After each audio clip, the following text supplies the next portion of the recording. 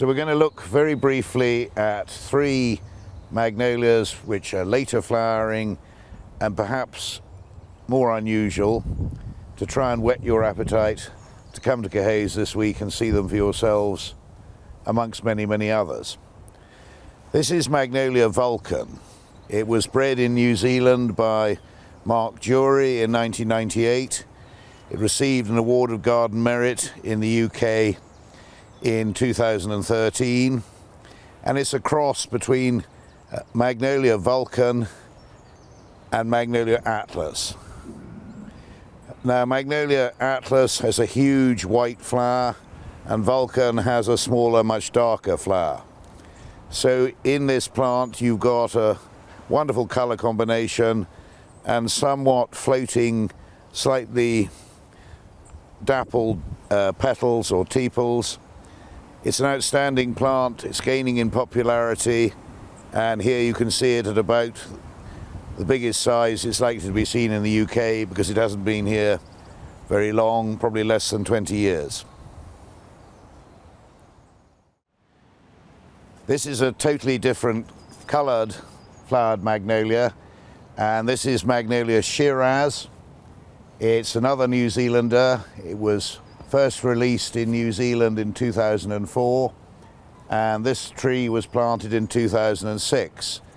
So it's only 14 years old, and look at the height of it already. It's a cross between Magnolia denudata and Magnolia Vulcan. Denudata is a Chinese species, Magnolia Vulcan is a New Zealand hybrid.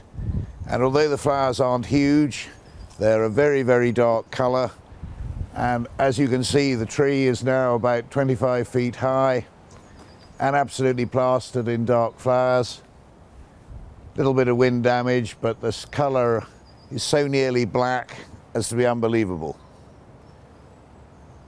The show is coming up at Rosemoor next weekend.